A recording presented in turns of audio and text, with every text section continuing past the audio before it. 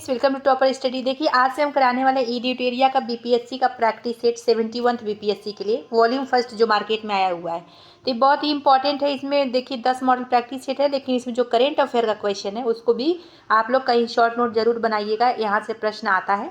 और हिस्ट्री का तो बहुत ज़्यादा इंपॉर्टेंट इसमें क्वेश्चन है। ठीक है, तो चलिए देखते हैं। चैनल पहली बार विजिट करें, सब्सक्राइब जरूर कर लीजिएगा। रेगुलर 1 प्रैक्टिस सेट आएगा अगर अच्छा इसका रिस्पांस रहा तो। ठीक है, कई लोग अगर इसमें रीच अच्छा रहा इसका तो रेगुलर आएगा। ठीक है, चलिए देखते हैं मॉडल प्रैक्टिस सेट 1। और इसका एग्ज़ाम है सितंबर में, तो ज़रूर आप लोग अच्छे से पढ़िए, ज़्यादा समय नहीं है, बस रिवीजन करने का समय बचा है हम लोग के पास। चलिए देखते हैं। आरंभिक पूरा पाषाण काल के संबंध में कौन सा कथन असत्य है। देखिए एग्जाम में ध्यान रखिएगा क्या पूछा जा रहा है प्रश्न में, असत्य पूछा जा रहा है कि सत्य पूछा जा रहा है। तो आरंभिक पूरा पाषाण काल के संबंध में कौन सा कथन असत्य है। तो इस युग में मानव खाद्य संग्राहक बना रहा, गलत है ये, यही गलत है। और दूसरा क्या, इस युग में विदारणी एक प्रमुख औजार था, ठीक है। इस युग के निवास स्थल सोहन घाटी से मिले, ठीक है। इस युग में खंडक का प्रयोग शिकार के लिए किया था, ये भी सही है। तो पूछा गया जो असत्य वो बताइए, असत्य कौन सा, ए वाला था, तो यही आंसर हो जाएगा। देखिए आरंभिक पूरा पाषाण काल के मानव खाद्य संग्राहक नहीं थे, बल्कि अधिकांशतः शिकार पर ही निर्भर करते थे। ठीक है, नेक्स्ट है मौर्य वंश के संस्थापक चंद्रगुप्त मौर्य की विजयों का विस्तृत वर्णन किनके ग्रंथ में मिलता है। तो इसका आंसर क्या होगा, विशाख दत्त, सी आंसर इसका हो जाएगा। देखिए मौर्य वंश के संस्थापक चंद्रगुप्त मौर्य थे, पूछा भी जाता है कि कौन थे, लेकिन अब इतना इजी नहीं पूछा जाएगा। पहले पूछा जाता था कि मौर्य वंश के संस्थापक कौन है और अंतिम कौन है। ठीक है, तो ये है मौर्य वंश के संस्थापक कौन है, चंद्रगुप्त मौर्य हैं। ठीक, ये ध्यान रखिएगा। उत्तर भारत में मौर्यों के सबसे महत्वपूर्ण देशी उत्तराधिकारी कौन हुए। तो इसका आंसर क्या हो जाएगा, शुंग वंश के शासक। कौन है, शुंग वंश के शासक। अगर पूछा जाए आप लोग से शुंग वंश की स्थापना किसने की, तो पुष्यमित्र शुंग ने, पूछा गया है कई बार। पुष्यमित्र शुंग ने मौर्य वंश के अंतिम शासक बृहदत्त की हत्या करके शुंग वंश की स्थापना की थी, ये भी ध्यान रखिएगा। नेक्स्ट है खिलजी वंश के किस सुल्तान ने शासितों के स्वैच्छिक समर्थन पर आधारित राज्य के सिद्धांत का पालन किया।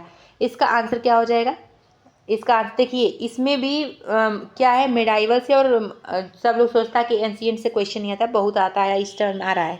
5-7 क्वेश्चन आप लोग को मेडाइवल से मिल जाएगा और 4-5 क्वेश्चन एंशिएंट से मिल जाएगा। ठीक है, तो ध्यान से आप लोग एंशिएंट मेडाइवल भी छोड़िएगा नहीं, पढ़ के जाइएगा। तो खिलजी वंश के किस सुल्तान ने शासितों के स्वैच्छिक समर्थन पर आधारित राज्य के सिद्धांत का पालन किया है। तो इसका आंसर क्या होगा, जलालुद्दीन खिलजी, बी आंसर हो जाएगा। सूची फर्स्ट और सूची सेकंड के साथ सुमेलित कीजिए, सही सुमेलित करना है। विदेशी यात्री दिया और शासक दिया, एक प्रश्न विदेशी यात्री से जरूर रहता है। तो देखिए देखते हैं इसका आंसर क्या हो जाएगा, ए हो जाएगा, यानी निकोलो डी कोंटी। तो देवराय प्रथम जो शासक था उस समय विदेशी यात्री निकोलो डी कोंटी आया था। ठीक, उसके बाद अब्दुल रज्जाक के आया था देवराय द्वितीय के शासनकाल में। एडुआर्डो बारबोसा कब आया था, कृष्णदेव राय के शासनकाल में। फरनाओ नूनीज आया था अच्युत देव राय के शासनकाल में। ठीक है, तो इसका आंसर क्या हो जाएगा, ए का पहला, बी का दूसरा, सी का तीसरा, डी का चौथा हो जाएगा। नेक्स्ट क्वेश्चन देखते हैं। एका आंदोलन के संदर्भ में निम्नलिखित में से कौन सा कथन सही नहीं, जो सही नहीं वो बताना है। तो पहला कि 1919 के अंत में संयुक्त प्रांत के कुछ उत्तरी जिलों में आंदोलन शुरू हुआ, ये गलत है। दूसरा, किराया साझा करने की प्रथा उन मुद्दों में से एक थी जिसके कारण आंदोलन की शुरुआत हुई, सही है। मदारी पासी जो हैं एका आंदोलन के नेता में से एक थे, सही है। मार्च 1922 तक अधिकारियों द्वारा गंभीर दमन करने से आंदोलन समाप्त हो गया, ये भी सही है। पूछा गया जो कथन गलत है वो बताइए, तो आंसर होगा ए। ठीक, चलिए नेक्स्ट क्वेश्चन देखते हैं। निम्नलिखित कांग्रेस पूर्व राजनीतिक संगठनों को सही कालानुक्रम में व्यवस्थित कीजिए, नीचे दिए कूट का प्रयोग करके सही उत्तर को चुनिए। इसमें सही उत्तर कौन सा ये चुनना है। तो देखिए बंग भाषा प्रकाशित सभा, पहले इसकी स्थापना हुई थी, कब हुई थी अगर बात करें तो 1836 में हुई थी। कब हुई थी, 1836 में। उसके बाद आइए बंगाल ब्रिटिश इंडिया सोसाइटी को देखते हैं। तो बंगाल ब्रिटिश इंडिया सोसाइटी की स्थापना ये हुआ था 1843 में। उसके बाद हुआ था ईस्ट इंडिया एसोसिएशन की स्थापना। तो ईस्ट इंडिया एसोसिएशन की स्थापना 1866 में होता, कब हुआ था, 1866 में। एक और है ब्रिटिश इंडियन एसोसिएशन का स्थापना, तो वो 1851 हुआ था, जो कि ऑप्शन में नहीं दिया है। इसके बाद ईस्ट इंडिया एसोसिएशन का स्थापना 1866 में हुआ। फिर चौथे नंबर पर क्या आएगा, मद्रास महाजन सभा का स्थापना। तो मद्रास महाजन सभा का स्थापना 1884 में हुआ था, कब, 1884 में। इसलिए इसका आंसर बी होगा, 4, 2, 1, 3। ठीक है, नेक्स्ट देखिए, मेरठ का षड्यंत्र मामला है, इसके संदर्भ में निम्नलिखित कथनों पर विचार कीजिए, उपरोक्त में से कौन सा कथन सत्य है वो बताइए। इसमें जो सत्य है, तो पहला कि यह मामला भारतीय राष्ट्रीय आंदोलन के कम्युनिस्ट और समाजवादी पहलुओं से जुड़ा था। ठीक है, इस मामले को भारत में मजदूर वर्ग के आंदोलन को कमजोर करने के लिए जिम्मेदार ठहराया जाता है, तो ये भी सही है, दोनों ही सही है, आंसर इसका हो जाएगा सी। नेक्स्ट क्वेश्चन देखते हैं, 1929 जो है इसमें खुदाई खिदमतगार को किसने संगठित किया था, तो इसका आंसर खान अब्दुल गफ्फार खान ने किया था और कई बार पूछा हुआ प्रश्न है, तो ध्यान रखिए। नेक्स्ट सूची फर्स्ट को सूची सेकंड के साथ सही सम्मिलित कीजिए, पद दिया है और कार्य दिया है। ठीक है, किसका पद पे कौन कार्य करता था, कौन से कार्य होते थे, ये दिया है, अब मिलान करना है इसको, तो इसका मिलान है बी। देखिए कुलप जो है पद था, ये क्या कार्य करते थे कुलप, तो परिवार के प्रधान होते थे कुलप। उसके बाद ग्रामीण की बात करें तो गांव का प्रधान होते थे, ग्रामीणी क्या होते थे, गांव के प्रधान। वाजपति क्या करते थे, तो ये चारागाह का प्रधान होते थे। और विश्वपति की बात करें, ये क्या करते थे, तो गांवों के समूह का प्रधान होते थे। ठीक है, तो ए का दूसरा, बी का तीसरा और सी का पहला और डी का चौथा। नेक्स्ट क्वेश्चन देखते हैं, निम्नलिखित में से कौन सा युग्म सही सुम्मिलित नहीं है। अशोक के अभिलेख और विवरण दिया है, जो सही सुम्मिलित नहीं है वो बताना है। तो प्रथम शिलालेख में पशु बलि की निंदा की गई, ठीक है। चौथा शिलालेख में भेरी घोष की जगह धम्म घोष की घोषणा की गई, ठीक है, ये भी सही है। छठा शिलालेख में तीर्थ यात्रों का उल्लेख गलत है। नौवां शिलालेख में शिष्टाचार का उल्लेख है, ये सही है। अब पूछा गया जो सुम्मिलित नहीं है, तो आंसर होगा सी, क्योंकि यही सुम्मिलित नहीं है। देखिए छठा शिलालेख में क्या है, तीर्थ यात्रियों का उल्लेख बताया गया है, जबकि गलत है, क्योंकि छठे शिलालेख में अशोक का जो है इसमें आत्मनियंत्रण की शिक्षा दी गई है। ठीक है, ये सब ध्यान रखिएगा। नेक्स्ट क्वेश्चन देखते हैं, निम्नलिखित में से कौन एक हर्षवर्धन की रचना नहीं मानी जाती है।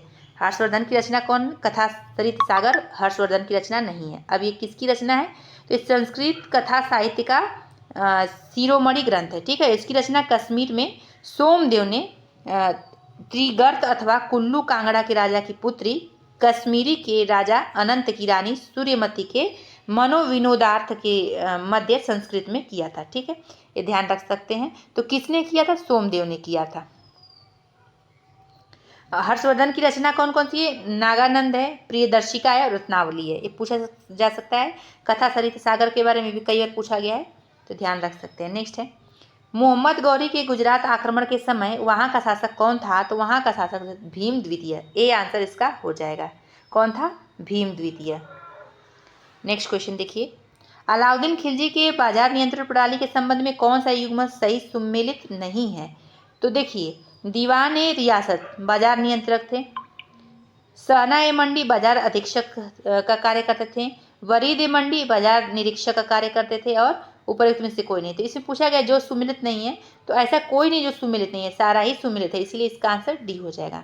ठीक है, देखिए जलालुद्दीन फिरोज खिलजी की हत्या कर अलाउद्दीन खिलजी ने अपना राज्याभिषेक जो है लाल महल में करवाया था, और अलाउद्दीन ने अपने शासनकाल को मजबूत प्रदान करने के लिए विभिन्न आर्थिक नीतियाँ चलाई थी। ठीक है, ये सब ध्यान रख सकते हैं। देखिए दीवान ए रियासत बाजार नियंत्रक है, ये कितनी बार पूछा गया है, इसको ध्यान रखिएगा। सहना ए मंडी बीपीएससी में तो कई बार पूछा गया है, ये सब ध्यान रखने योग्य है। नेक्स्ट देखिए, इसमें है विभाजन विरोधी आंदोलन ने भारतीय राष्ट्रवाद के लिए एक महान क्रांतिकारी छलांग को चिन्हित किया। क्रांतिकारियों ने अंग्रेजों के विरोध के लिए कुछ कदम उठाए। उपरोक्त परिच्छेद के संदर्भ में निम्नलिखित कथनों पर विचार कीजिए, उपरोक्त में से कौन सा कथन सही है उसके बारे में बताइए। जो सही है, तो क्रांतिकारियों ने आयरिश और रूसी क्रांतिकारियों के तरीकों का अनुसरण किया। ठीक है, उन्होंने विदेशी भूमि पर गतिविधि केंद्र स्थापित किए, भी सही है। उन्होंने प्रभावशाली औपनिवेशिक व्यक्तियों की हत्या के लिए प्रयास किए, भी सही है। तो तीनों ही सही है, इसीलिए इसका आंसर डी हो जाएगा। 16 नंबर देखते हैं हम लोग क्या दिया है। इसमें दिया है कि निम्नलिखित युग्मों पर विचार कीजिए। नरमपंथी संबंधित संगठन, नरमपंथी से संबंधित संगठन कौन से हैं, उपरोक्त युग्मों में से सही सुम्मिलित कीजिए। बहुत अच्छा प्रश्न इसमें लिया गया है। तो देखते हैं, आनंद मोहन बोस एक किससे जुड़े हुए थे, तो इंडियन एसोसिएशन संबंधित संगठन है इनसे। Justice MG. रनाडे तो पूना सार्वजनिक सभा से जुड़े हुए थे। और नेक्स्ट है जी सुब्रमण्यम अय्यर, तो मद्रास महाजन सभा से जुड़े हुए थे। फिरोज शाह मेहता तो बॉम्बे प्रेसिडेंसी एसोसिएशन से जुड़े हुए थे। तो इसका आंसर डी हुआ 1, 2, 3, 4। ठीक, चलिए नेक्स्ट क्वेश्चन देखते हैं। आरंभिक भारतीय राष्ट्रवादियों द्वारा साम्राज्यवाद की आर्थिक आलोचना के संदर्भ में निम्नलिखित कथनों पर विचार कीजिए। उपरोक्त में से कौन से कथन सही है उसके बारे में बताना है। तो वे सभी विदेशी पूंजी के बड़े पैमाने पर निवेश का विरोध करते थे, गलत है। दूसरा है, उन्होंने भारतीय उद्योगों को बढ़ावा देने के साधन के रूप में स्वदेशी के विचार को लोकप्रिय बनाया, ठीक है। उन्होंने किसानों पर कराधान का बोझ हल्का करने के लिए भू राजस्व में कमी लाने हेतु आंदोलन किए। दूसरा और तीसरा सही होने के कारण इसका आंसर क्या हो जाएगा, बी हो जाएगा। अखिल भारतीय किसान सभा जिसकी बैठक विजयवाड़ा में हुई थी, इसका निर्वाचित अध्यक्ष कौन था, जो कि 1944 में हुई थी। तो इसके निर्वाचित अध्यक्ष के बारे में पूछा गया है, कौन था, तो सहजानंद सरस्वती थी। ए आंसर हो जाएगा, ठीक है। देखिए 1936 में बिहार किसान सभा, जो कि आंध्र प्रांतीय किसान सभा तथा किसान संघ को मिलाकर एक अखिल भारतीय किसान संगठन बना, जिससे अखिल भारतीय किसान सभा नाम दिया गया, ठीक। फिर उसके बाद आया अखिल भारतीय किसान सभा का पहला सम्मेलन अप्रैल 1936 में लखनऊ में आयोजित हुआ, जिसमें स्वामी सदानंद सरस्वती इसके अध्यक्ष एवं प्रोफेसर एनजी रंगा महासचिव नियुक्त किए गए, ठीक। अब इसके बाद 14 से 15 मार्च 1944 को जो हुआ था अखिल भारतीय किसान सभा, इसके 8वें सम्मेलन का आयोजन विजयवाड़ा में किया गया, जिसके अध्यक्ष कौन थे, स्वामी सहजानंद सरस्वती, एवं महासचिव कौन थे, बंकिम मुखर्जी थे। ये सब पॉइंट याद रखिएगा, ठीक है, सारा पॉइंट, लेकिन पहला वाला याद रखिएगा जो हम पॉइंट बताए हैं। निम्नलिखित कथनों पर विचार कीजिए, उपरोक्त कथनों में से कौन से सही हैं वो बताइए। पहला क्या है, हो विद्रोह का आयोजन सिंह भूमि के अधिग्रहण के खिलाफ किया गया, ठीक। हो विद्रोह के दौरान कृषि राजस्व नीति का एक प्रमुख मुद्दा था। मुंडा विद्रोह को साहूकारों और वन ठेकेदारों द्वारा शोषण के विरुद्ध संचालित किया गया। ये तीनों ही सत्य है, इसलिए आंसर का डी सही हो गया। निम्नलिखित में से कौन से सदस्यों ने संविधान सभा में अल्पसंख्यक वर्गों का प्रतिनिधित्व किया। तो देखिए इसमें क्या है, फ्रैंक एंथनी और डॉक्टर HP मोदी। दूसरा और चौथा हो जाएगा, तो आंसर बी हो जाएगा। नेक्स्ट देखते हैं, भारतीय शासन अधिनियम 1935 के संबंध में निम्नलिखित कथनों पर विचार कीजिए। एक प्रश्न यहाँ से रहता है, भारतीय शासन अधिनियम 1935 से एक प्रश्न जरूर रहता है, बहुत इंपॉर्टेंट है।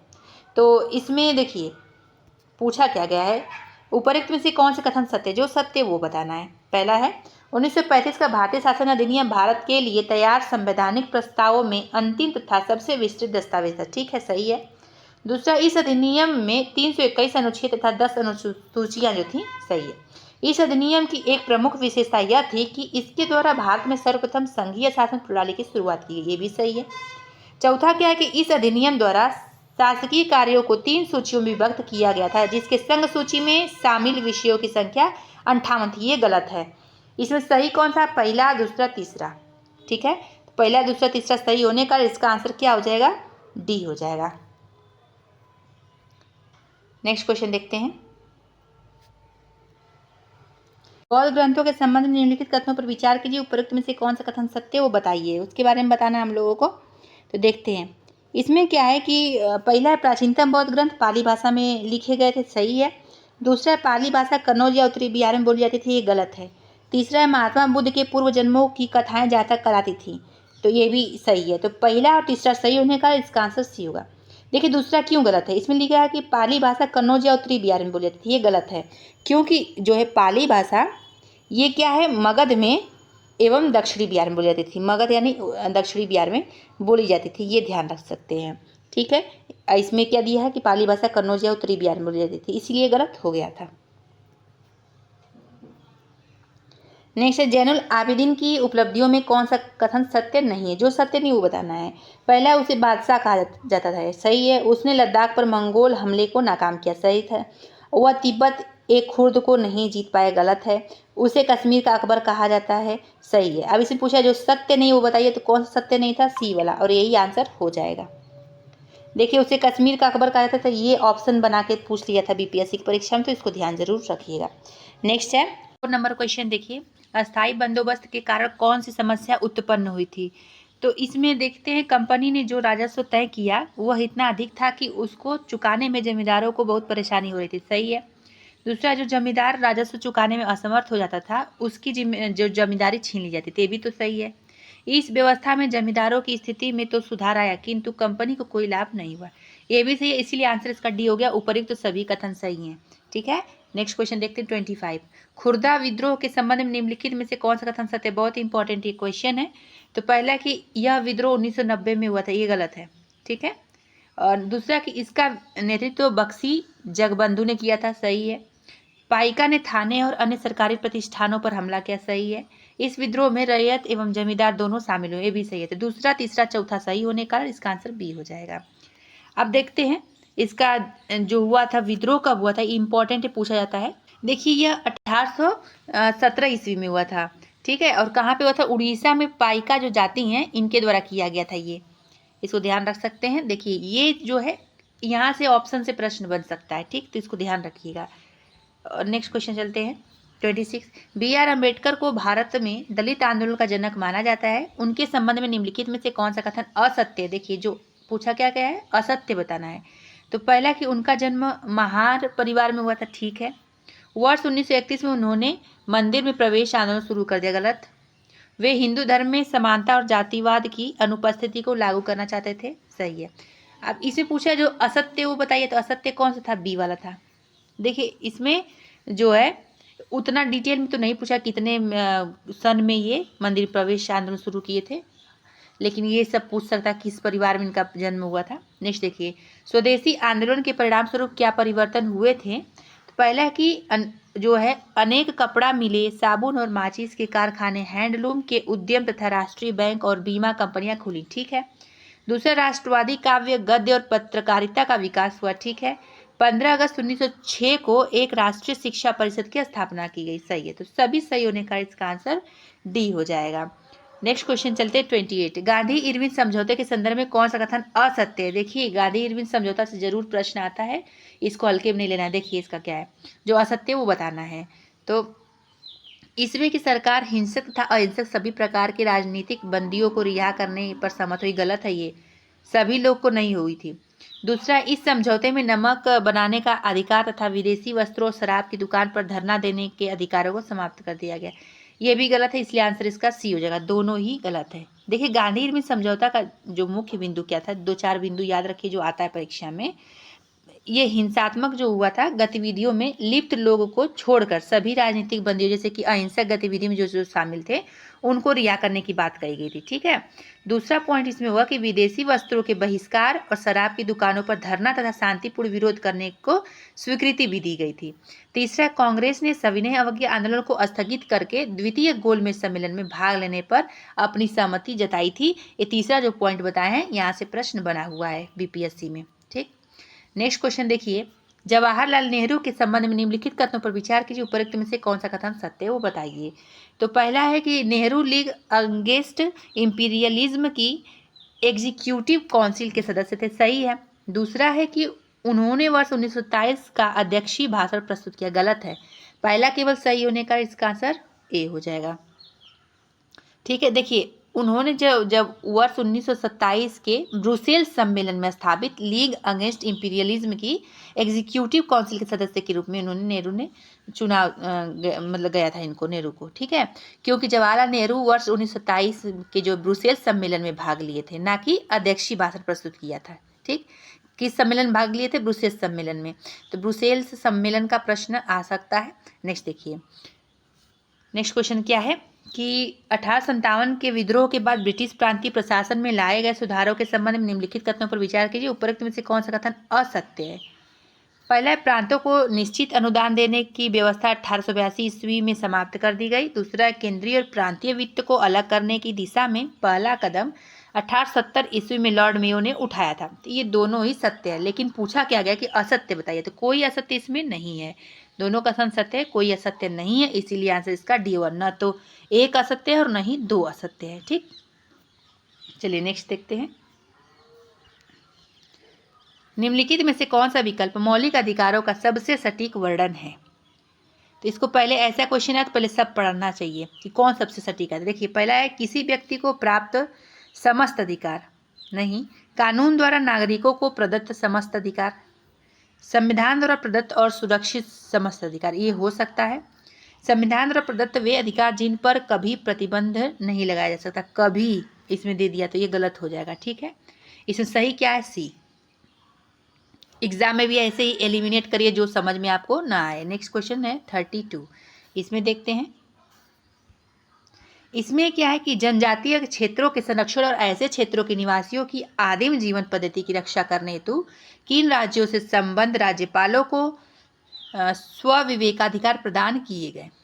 तो अब इसमें देखिए, सिक्किम को भी किए गए, नागालैंड, असम, मेघालय, त्रिपुरा, ये पांचों को किए गए हैं। तो इसका आंसर क्या होगा? डी। पंचायत जो कि अनुसूचित क्षेत्रों का विस्तार अधिनियम 1996 के तहत ग्राम सभाओं को निम्नलिखित में से कौन सी शक्तियां और कार्य प्रदान किए गए, इसका आंसर हो जाएगा बी।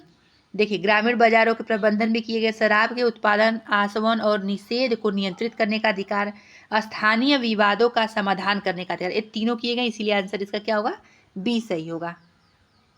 नेक्स्ट 34, निर्वाचन आयुक्त को हटाया जा सकता है कैसे? पॉलिटी का प्रश्न है ये। तो इसका आंसर मुख्य निर्वाचन आयुक्त के परामर्श पर राष्ट्रपति के द्वारा हटाया जा सकता है निर्वाचन आयुक्त को। अगर आपसे पूछे कि भारतीय संविधान में किस भाग में चुनाव संबंधित अनुच्छेद है, तो भाग देखिए, इसमें पूछता जरूर है, क्वेश्चन बहुत ही इंपॉर्टेंट है। तो पहले इसका अनुच्छेद देखिए, इसमें अनुच्छेद है 324 से 329, चुनाव से संबंधित इसमें अनुच्छेद दिया गया 324 से 329। और राष्ट्रपति निर्वाचन आयुक्तों को मुख्य निर्वाचन आयुक्त के परामर्श के द्वारा ही हटा सकता है, ये प्रश्न आया हुआ है। तीसरा प्रश्न इसमें कि मुख्य निर्वाचन आयुक्त को कार्यकाल को पूरा होने से पूर्व राष्ट्रपति द्वारा हटाया जा सकता है, ये प्रश्न पूछा था कि हटाया जा सकता है कि नहीं, हटाया जा सकता है, ठीक है। किंतु इसके लिए संसद के दोनों सदनों की विशेष बहुमत से पारित एक आशय का प्रतिवेदन राष्ट्रपति को भेजना होगा, दोनों सदनों से, ठीक है। ध्यान रखिएगा, इसमें पूछा जाता है कि संसद का एक सदन रहेगा कि दोनों सदन, तो दोनों सदन का विशेष बहुमत रहेगा, ना कि ऐसे इस बहुमत निकालें और इसको हटा दिए, नहीं, ऐसे नहीं होता है, सामान्य बहुमत से नहीं होता है, विशेष बहुमत ही लाना पड़ता है। नेक्स्ट क्वेश्चन देखते हैं 35। इसमें क्या है, राज्य के नीति निर्देशक तत्वों में निम्नलिखित में से किस सिद्धांत या विचार के लक्षण दृष्टिगोचर नहीं होते हैं। तो पहला है समाजवादी सिद्धांत, ये तो होता है। गांधीवादी सिद्धांत, ये तो बिल्कुल होता है। उदारवादी सिद्धांत, ठीक है। साम्यवादी सिद्धांत, ये नहीं होता है, बिल्कुल भी नहीं होता है, ठीक है। तो इसका आंसर क्या होगा? केवल 4। देखिए, उदारवादी जो सिद्धांत है, उदारवादिता की विचारधारा से संबंधित है, और जैसे कि नागरिकों के लिए समान सिविल संहिता लागू करना, अनुच्छेद 44 में जो दिया है, ठीक है। नेक्स्ट देखिए, निम्नलिखित में से भारतीय संविधान में मौलिक कर्तव्य कौन सा है? मौलिक कर्तव्य कौन सा है? तो न्यायपालिका से कार्यपालिका का पृथक्करण, ये मौलिक कर्तव्य तो नहीं है। दूसरा, हमारी मिलीजुली संस्कृति की समृद्ध विरासत को संरक्षित कर, ये है मौलिक अधिकार। बच्चों के लिए निःशुल्क एवं अनिवार्य शिक्षा, नहीं, ये नहीं है। छुआछूत की परंपरा को समाप्त करना, ये भी नहीं है। मौलिक अधिकार कौन सा? इसमें सबसे सटीक आंसर है बी। केंद्रीय मंत्रिपरिषद के संदर्भ में निम्नलिखित कथनों पर विचार कीजिए, उपरोक्त में से कौन सा कथन सत्य है, ये बताना है। पहला है, यह केंद्रीय प्रशासन के संबंधित सभी नीतिगत निर्णय लेती है, हाँ, तो ये तो लेती ही है। दूसरा है, यह सभी नीतिगत निर्णयों के कार्यान्वयन को देखती है, ये भी सही है। यह विधेयकों का निर्माण कर संसद के दोनों सदनों में उन्हें पारित करवाने में महत्वपूर्ण भूमिका निभाती है, ये भी सही है। तो इसका आंसर क्या होगा? डी होगा। पहला, दूसरा, तीसरा। जो लोग पॉलिटी लक्ष्मीकांत पढ़े होंगे वो लोग भी इसको सॉल्व कर लेंगे, क्योंकि लक्ष्मीकांत अपने आप में एक बाइबल टाइप का है। यूपीएससी करने वाले और पीसीएस का, स्टेट पीसीएस का देने वाले लोग वहाँ ज़्यादातर पढ़ते हैं, हम लोग हमेशा उसको पढ़ते रहते हैं। नेक्स्ट देखिए, लोकसभा की कार्यवाही के संचालन के लिए अध्यक्ष यानी जिसे स्पीकर होता है लोकसभा का, इसका चुनाव किया जाता है। इसका चुनाव कैसे किया जाता है? तो लोकसभा के सदस्यों के द्वारा इसका चुनाव होता है, ठीक है। देखिए, लोकसभा अध्यक्ष प्रश्न जरूर आता है, इसको भी ध्यान में रखिएगा आप लोग। नेक्स्ट क्वेश्चन देखते हैं, महान्यायवादी के संदर्भ में निम्नलिखित कथनों पर विचार कीजिए, उपरोक्त में से कौन सा कथन सत्य है। तो पहला कि लोकसभा की कार्यवाही में भाग ले सकते हैं, हाँ, ले सकते हैं। इसमें लोकसभा के किसी समिति का सदस्य हो सकता है, ठीक है। लोकसभा में बोल सकता है, हाँ, बोल सकता है। जो लोकसभा में मतदान कर सकता, नहीं, ये तो नहीं कर सकता, लोकसभा में मतदान नहीं कर सकता। तो इसका आंसर क्या होगा? पहला, दूसरा, तीसरा, आंसर सी हो जाएगा। देखिए, बहुत ही अच्छा क्वेश्चन इसमें लिया गया है, तो ये बहुत ही अच्छा प्रैक्टिस सेट इस बार का बना है, मतलब हर बार कराता है, लेकिन हमको सबसे अच्छा लगा इस बार का। तो देखिए, नेक्स्ट 93वां संविधान संशोधन निम्नलिखित में से किससे संबंधित है? तो इसका आंसर हुआ पिछड़े वर्ग के छात्रों के शैक्षिक संस्थानों में प्रवेश में आरक्षण से। नेक्स्ट क्वेश्चन देखते हैं, पिछली बार तो ज़्यादातर फैक्ट दे दिया था बीपीएससी में, 70th बीपीएससी में। नेक्स्ट देखिए, पृथ्वी की आंतरिक संरचना की जानकारी प्राप्त करने के लिए निम्नलिखित में से कौन सा स्रोत अप्रत्यक्ष स्रोतों में शामिल है? तो इसमें उल्कापिंड ठीक है, चुंबकीय क्षेत्र ये भी तो है, गुरुत्वाकर्षण तो किसी को दिखता थोड़ी, ये अप्रत्यक्ष स्रोत में शामिल है, भूकंपीय तरंग ये भी अप्रत्यक्ष, तो सभी हैं, तो इसका आंसर सी हुआ। 1 2 3 4 ये किसे प्रश्न है? जियोग्राफी का प्रश्न है। ठीक, दक्कन ट्रैप के शैल समूह किस प्रकार के ज्वालामुखी उद्गार का परिणाम है? इसका आंसर क्या हो जाएगा? बेसाल्ट प्रवाह ज्वालामुखी। हिमालय पर्वत श्रृंखला में मुख्य रूप से कौन सी श्रेणियां पाई जाती हैं? पहला क्या है? वृहद हिमालय, ठीक है, तो पाई जाती हैं। पूर्वांचल पहाड़ियां, ठीक है। तीसरा क्या है? शिवालिक पहाड़ियां, तो पहला दूसरा तीसरा।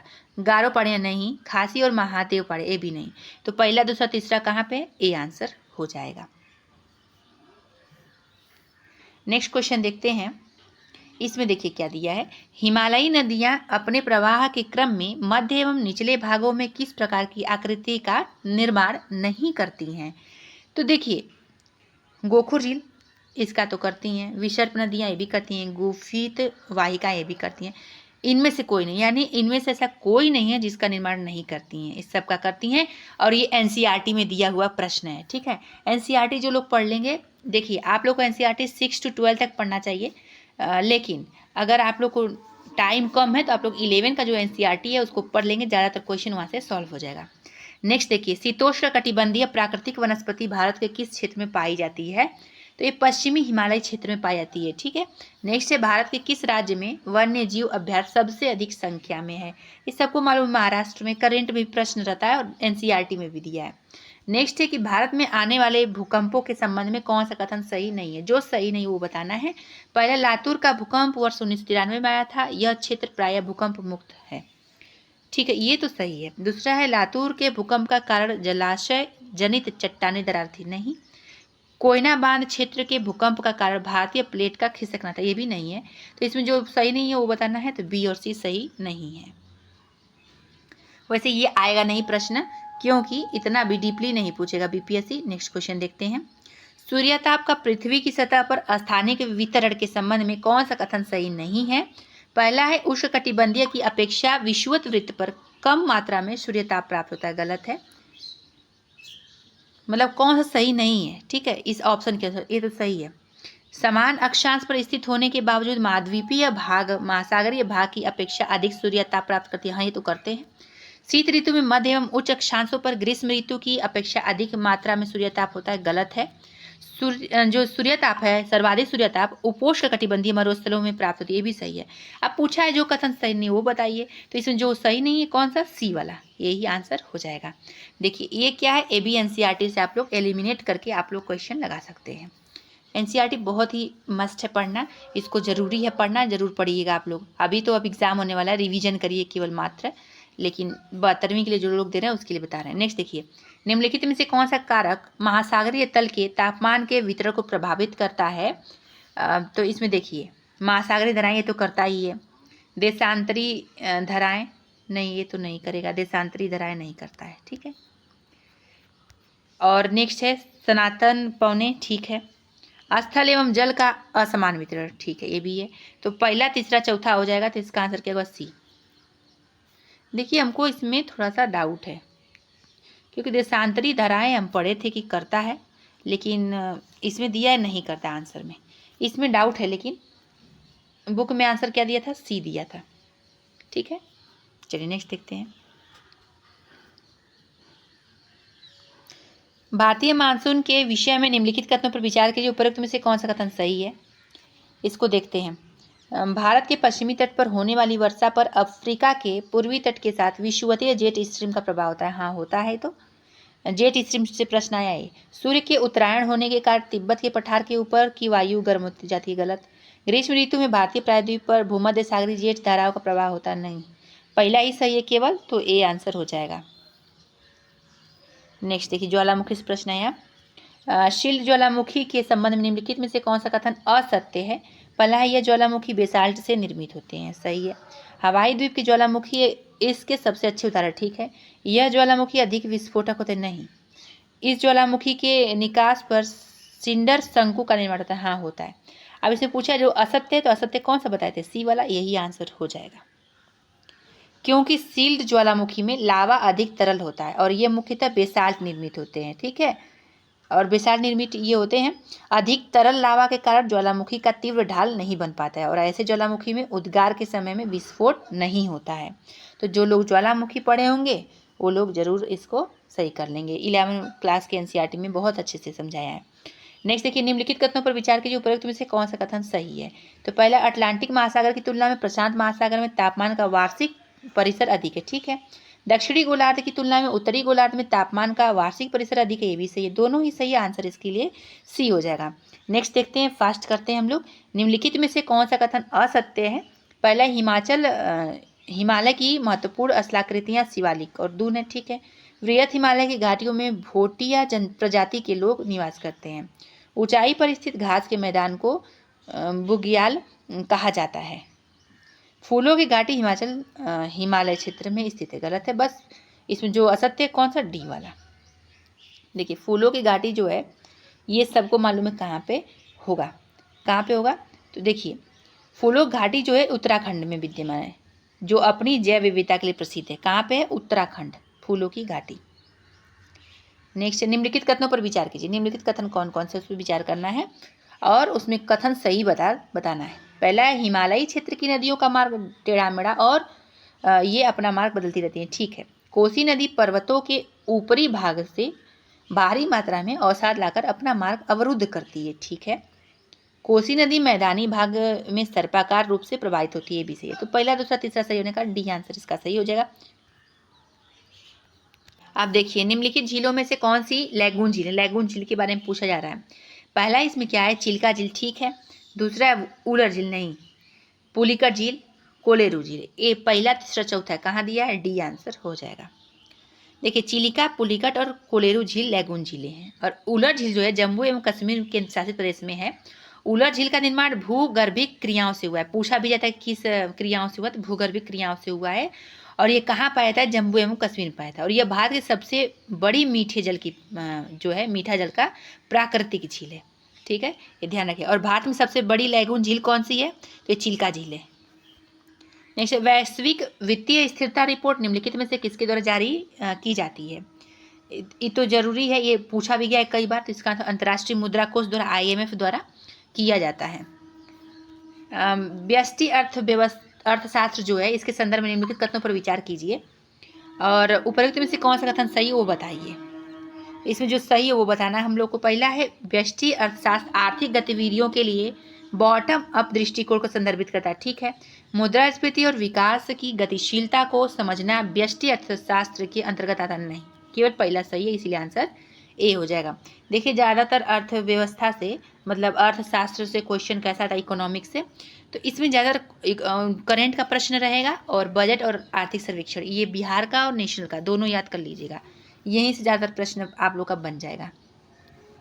नेक्स्ट है, निम्नलिखित में से कौन सी एक सकल घरेलू उत्पाद यानी GDP गणना करने की विधि नहीं है, जो नहीं है वो बताना है। तो ह्रासमान लागत विधि ये नहीं है। और कौन कौन सा है, तो उत्पाद विधि, आय विधि और व्यय विधि, तीनों है। ह्रासमान लागत विधि नहीं है। नेक्स्ट क्वेश्चन चलते हैं, चक्रीय अर्थव्यवस्था के संदर्भ में निम्नलिखित कथनों पर विचार कीजिए। ये देखिए NCERT में दिया है चक्रीय अर्थव्यवस्था के बारे में। उपरोक्त कथन में से कौन सा कथन सही है वो बताना है। पहला, चक्रीय अर्थव्यवस्था उच्च संसाधन, कार्य दक्षता और कम अपशिष्ट एवं बर्बादी का नेतृत्व करते, ठीक है। इसमें हर चीज का पुनः उपयोग, पुनः निर्माण या पुनर्नवीकरणीय किया जाता है, ठीक है। इंडियन प्लास्टिक पैक्ट को लॉन्च करने वाला भारत पहला एशियाई देश है जिसका लक्ष्य 2030 तक प्लास्टिक के लिए एक चक्रीय अर्थव्यवस्था की ओर परिवर्तित करने में व्यवसाय को सक्षम बनाता है, सही है। देखिए, करंट का भी है, स्टैटिक का भी, इसमें दोनों पूछ लिया गया, तो इसका आंसर हो जाएगा डी। 1, 2, 3 तीनों सही है। नेक्स्ट क्वेश्चन 60 नंबर पे चलते हैं। इसमें है, प्रधानमंत्री कौशल विकास योजना 4.0 के संबंध में निम्नलिखित में से कौन सा कथन सही है। पहला है, इस योजना के तहत महत्वपूर्ण बदलाव यह है कि अल्पकालिक कौशल कार्यक्रमों के भीतर ऑन द जॉब ट्रेनिंग को एकीकृत किया गया है, जिससे यह सुनिश्चित हो सके कि प्रशिक्षुओं को वास्तविक कार्य का अनुभव और उद्योग का अनुभव प्राप्त हो, ठीक है। उद्योग जगत की बदलती मांगों और नए युग की तकनीक के आगमन के साथ तालमेल बनाए रखने के लिए AI, 5G तकनीक, साइबर सुरक्षा, ग्रीन हाइड्रोजन, ड्रोन तकनीक पर 400 से अधिक नए पाठ्यक्रम शुरू किए गए हैं जो उभरती प्रौद्योगिकियों और भविष्य के कौशल पर ध्यान केंद्रित करेंगे। ये दोनों ही सत्य हैं, क्योंकि देखिए ऐसा भी होता है, एक ट्रिक से भी याद नहीं कर सकते हैं, बड़ा बड़ा ऑप्शन दे और उसमें सब पॉजिटिव रहे। अगर आपसे क्वेश्चन पॉजिटिव पूछा है, सत्य बताइए, दोनों ही सत्य होते हैं मोस्टली। ठीक है, तो आप लगा सकते हैं ऐसे एग्जाम में, तो आंसर सी हो जाएगा। अब 61 पे चलते हैं, इसका क्या है। तो किसी दी गई अवधि के लिए एक देश की राष्ट्रीय आय क्या है, तो इसका आंसर उत्पादित अंतिम वस्तु और सेवाओं के मौद्रिक मूल्य के बराबर होगी, तो डी आंसर हो जाएगा। पंचवर्षीय योजनाओं के संदर्भ में निम्नलिखित कथनों पर विचार कीजिए। उपरोक्त में से कौन सा कथन सत्य नहीं है, वो बताइए। तो पहला है, पंचवर्षीय योजना के वर्ष 2017 तक के प्रलेखनों में केवल 5 वर्ष की योजना अवधि में प्राप्त किए जाने वाले उद्देश्यों का ही उल्लेख नहीं होता था, बल्कि उनमें आगामी 20 वर्ष से प्राप्त किए जाने वाले उद्देश्यों का भी उल्लेख होता था। ठीक है, इस दीर्घकालिक योजना को परिप्रेक्ष्यात्मक योजना कहा जाता है, सही है। तीसरा है, भारत की पंचवर्षीय योजनाओं में इसका उल्लेख होता था कि प्रत्येक वस्तु और सेवा का उत्पादन कितना किया जाए, गलत है ये। पहला दूसरा सही है, तीसरा गलत है। तो इसमें पूछा असत्य बताइए, यानी सत्य जो नहीं है, तो तीसरा सत्य नहीं था, इसका आंसर क्या हो जाएगा, डी। डी नहीं, सी होगा, केवल सी, तीसरा सही नहीं है। ठीक है, नेक्स्ट क्वेश्चन देखते हैं। देखिए, हमको भी इकोनॉमी बहुत टफ लगता था पहले, लेकिन मृणाल IAS एकेडमी का जो सर मृणाल सर हैं, उनका हम इकोनॉमी का देखें, और UPSC में हमको लगता है कि 14-15 क्वेश्चन आता है प्रीलिम्स में, तो उसमें हम करीब 12 क्वेश्चन सही कर पाते हैं इकोनॉमी में। ठीक है, अगर करेंट अफेयर अगर अच्छे से कर पाएँ, और स्टैटिक तो कर ही लिए हैं, उसको बस रिवीजन करके जाते हैं। ठीक है, तो 12 क्वेश्चन 10 क्वेश्चन सही हो ही जाता है मेरा। नेक्स्ट क्वेश्चन देखते हैं 63 का।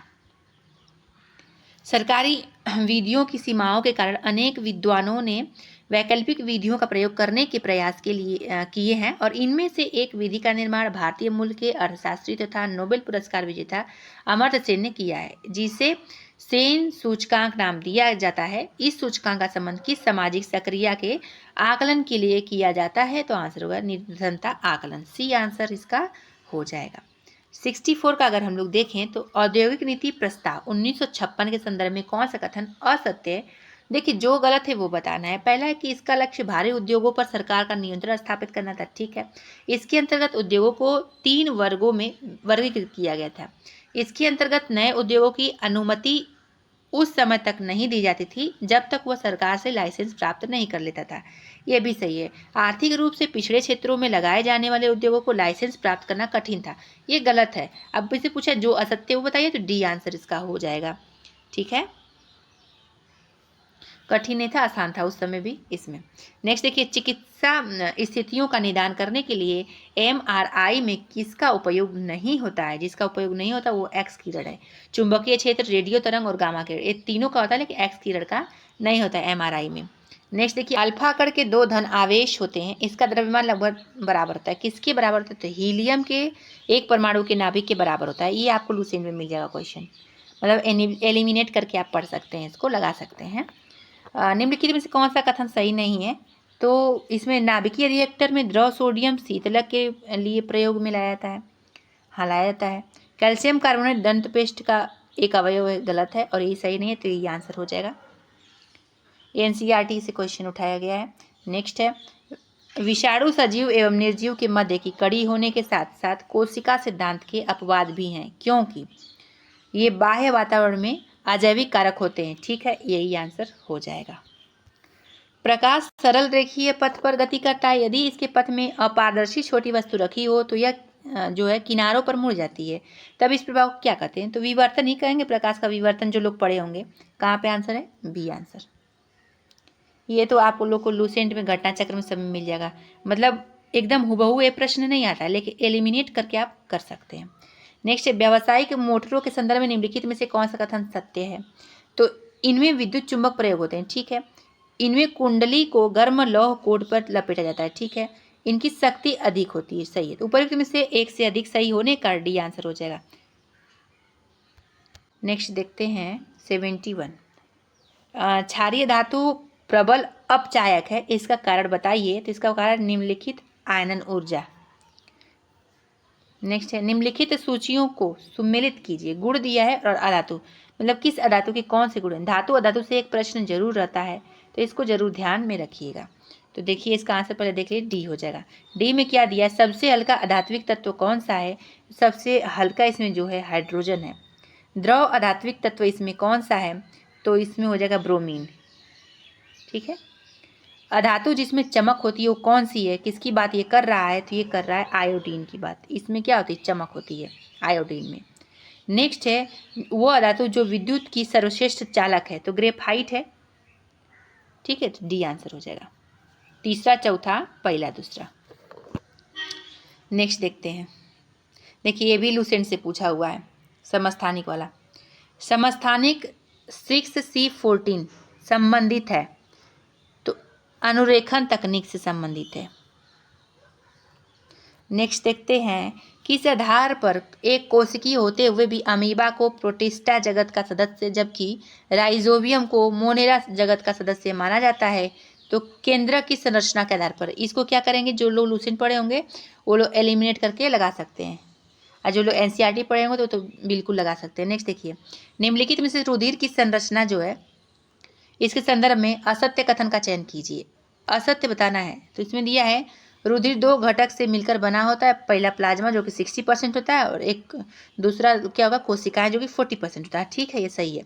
दूसरा है रुधिर के लाल होने का कार्य जो है आरबीसी में उपस्थित हीम युक्त प्रोटीन है, जो हीमोग्लोबिन हीम युक्त प्रोटीन जो होता है। ठीक है, ये भी सही है। रुधिर में सर्वाधिक संख्या आरबीसी की पाई जाती है जिनका जीवन काल 3 माह का होता है। गलत है, पहला दूसरा भी केवल सही है, तो इसमें सत्य कथन का चयन नहीं करना है, असत्य कथन का करना है। जो असत्य कौन सा है, तीसरा, तो आंसर इसका बी हो जाएगा। कौन सा आंसर हो जाएगा इसका, बी हो जाएगा। देखिए इसमें क्या है, रुधिर की संरचना के संदर्भ में तीसरा कथन असत्य किया, क्योंकि रुधिर में सर्वाधिक जो संख्या में आरबीसी पाई जाती है, लेकिन इसकी औसत संख्या जो होती है 4.5 से 5 मिलियन प्रति क्यूबिक मिलीमीटर होती है, किंतु इसका जो जीवन काल होता है 4 माह या 120 दिन का होता है, और इसमें क्या दिया, 3 माह दिया, इसीलिए गलत हो गया है। 76 नंबर क्वेश्चन देखते हैं। जीवों के विकास इवोल्यूशन जो होता है इसके संदर्भ में निम्नलिखित में से कौन सा अनुक्रम सही है, तो इसमें होगा सैलामेंडर, अजगर, कंगारू। सी सही है इसका क्वेश्चन। अब ये कहाँ से पूछा, ये तो कंफर्म मुझे नहीं है, ये शंकर आईएएस के बुक में शायद मिल सकता है, लेकिन उतना नहीं कंफर्म है।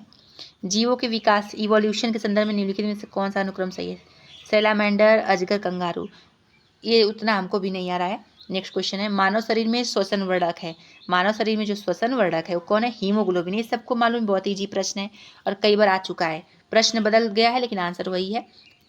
ठीक है, नेक्स्ट देखिए, निम्नलिखित में से कौन सा कथन असत्य है, जो असत्य वो बताइए। पहला है डॉक्टरी थर्मामीटर जो है इसका परास 35 डिग्री सेंटीग्रेड से 42 डिग्री सेंटीग्रेड तक होता है। ठीक है, प्रयोगशाला जो तापमापी का परास जो है ये प्रायः 10 डिग्री सेंटीग्रेड से 110 डिग्री सेंटीग्रेड होता है, ये भी सही है। प्रयोगशाला तापमापी का उपयोग मानव शरीर का ताप मापने के लिए किया जाता है। ठीक है, तो ये क्या है, असत्य बताना, तो ये गलत हो जाएगा। डिजिटल थर्मामीटर में पारे का उपयोग नहीं किया जा सकता, ये सही है। अब इसे पूछा जो असत्य वो बताइए, तो असत्य सी वाला। नेक्स्ट क्वेश्चन है, किसी सरल लोलक या कमानी से लटके हुए पिंड के दोलन प्रडोरित कहलाते हैं। क्या प्रडोरित कहलाते हैं, तो इसका आंसर होगा बाह्य कारक दोलन को निरंतर बनाए रखता है। अब 80 नंबर क्वेश्चन, निम्नलिखित में से कौन सा कथन सही नहीं है, जो असत्य वो बताना है। पहला है कि किसी जलीय विलयन का क्वथनांक जल के क्वथनांक से अधिक होता है, सही है, और ये ऑप्शन में पूछ लिया था बीपीएससी में। ठीक है, तो ये सही है। किसी विलयन में विलयों के योग से इसका जल विभव बढ़ जाता है, ये क्या है, ये गलत है। किसी विलयन में जल का वाष्प दाब शुद्ध जल में वाष्प दाब की तुलना में निम्नलिखित होता है। ठीक है, नेक्स्ट है कि जब किसी विलयन को एक अर्ध पारगम्य झिल्ली द्वारा जल से अलग किया जाता है तो विलयन पर दबाव देने से जल के प्रवाह को रोका जा सकता है, ये सही है। अब पूछा जो सही नहीं है, तो कौन सही नहीं था, बी वाला, और यही आंसर हो जाएगा। क्योंकि ये सही किस लिए नहीं है, क्योंकि किसी विलयन में विलयों के योग से जल का विभव नहीं बढ़ता है, ये ध्यान रखिएगा, जल का विभव नहीं बढ़ेगा। नेक्स्ट, निम्नलिखित में से कौन सा पौधे में मौजूद सरल अस्थायी उत्तकों का एक समूह है, तो इसका आंसर होगा पैरेन्काइमा, कोलेनकाइमा और स्क्लेरेकाइमा। ठीक है, नेक्स्ट क्वेश्चन पे चलते हैं हम लोग। ये देखिए क्या होता है, ये अस्थायी उत्तक होता है। क्या होता है, ये अस्थायी उत्तक पौधे में के विकास में सहायक होते हैं, ये जो हम बताए हैं। और ये जाइलम और फ्लोएम जटिल ऊतक होते हैं। जाइलम और फ्लोएम के बारे में पूछा था बीपीएससी में, कैसा ऊतक होता है, तो ये जटिल ऊतक होता है, ध्यान रखिएगा। नेक्स्ट है क्वेश्चन 82, निम्नलिखित में से कौन सा विटामिन बी कॉम्प्लेक्स का सदस्य है। ये बहुत महत्वपूर्ण है, विटामिन से 1-2 प्रश्न जरूर आता है। तो इसमें थायमिन भी हो जाएगा, राइबोफ्लेविन हो जाएगा, फोलिक एसिड भी है, एस्कॉर्बिक एसिड भी। तो आंसर इसका डी हो जाएगा, ठीक है, डी हो जाएगा, सब हो जाएगा। आपको अगर मालूम करना है कौन कौन से, देखिए thiamine, riboflavin, niacin, pantothenic acid और पाइरिडोक्सिन भी है, बायोटीन भी है, उसमें फोलिक एसिड भी है और कोबालामिन भी, ये सब है। अब 83 देखिए, 83 में क्या दिया है क्वेश्चन में, इसमें दिया है कि सूची फर्स्ट को सूची सेकंड से मिलान कीजिए, कूट का प्रयोग करके सही उत्तर को चुनिए। अब इसमें देखिए सबसे पहले क्या होगा, सी हो जाएगा। सी में यानी राइबोसोम की खोज किसने की थी, तो पैलेड ने की थी। अब बहुत इंपॉर्टेंट है, माइट्रोकांडिया की खोज कितनी बार पूछ चुका है, अब शायद ही आए, लेकिन ये पूछता है। माइट्रोकांडिया की खोज सबको मालूम है कि अल्टमेन ने की थी, ठीक है। केंद्रिका की खोज अगर बात करें किसने की थी, तो फोंटाना ने की थी। किसने, फेलिक फोंटाना ने केंद्रिका की खोज की थी। और उसके बाद कोशिकीय सिद्धांत का प्रतिपादन किसने दिया था, तो ये स्लाइडेन एवं श्वान ने दिया था। ये सब प्रश्न आया हुआ है ऑप्शन से, ठीक है, तो सी आंसर हो जाएगा। और ये बहुत इंपॉर्टेंट है, इसको आप लोग कहीं नोट डाउन कर लीजिए, नहीं तो भूल जाएंगे। निम्नलिखित युग्म पर विचार कीजिए, उपरोक्त में से कौन से युग्म सही है उसको बताना है। तो पहला है कि खसरा रोग जो है पैरामिक्सो वायरस यानी मोबैली वायरस जो होता है इसके कारण होता है, ठीक है। दूसरा क्या है इसमें, दूसरा है कि पीत ज्वर जो होता है आर्थोमिक्सो वायरस से होता है, गलत। हर्पीज रोग अरबो वायरस से होता है, ये भी गलत। कौन सा सही है सुमिलित, तो केवल एक युग्म सही है, तो ए आंसर होगा। देखिए वायरस जो है इसकी खोज किसने की थी, इवानोवस्की नामक वैज्ञानिक ने की थी, पूछा जाता है। और विषाणु जो होते हैं यानी वायरस अति सूक्ष्म परजीवी और अकोशिकीय कण हैं जो विशेष न्यूक्लियो प्रोटीन द्वारा बना होता है और यह जीवित परपोषी के अंदर रहकर जनन करते हैं। और ये प्रश्न बहुत इंपॉर्टेंट है, जो पॉइंट बता रहे हैं उसको लिखिए, वहाँ से प्रश्न आता है। देखिए कुछ वायरस के नाम एवं उनके होने वाले रोग कौन कौन से, इसको ध्यान रखिएगा।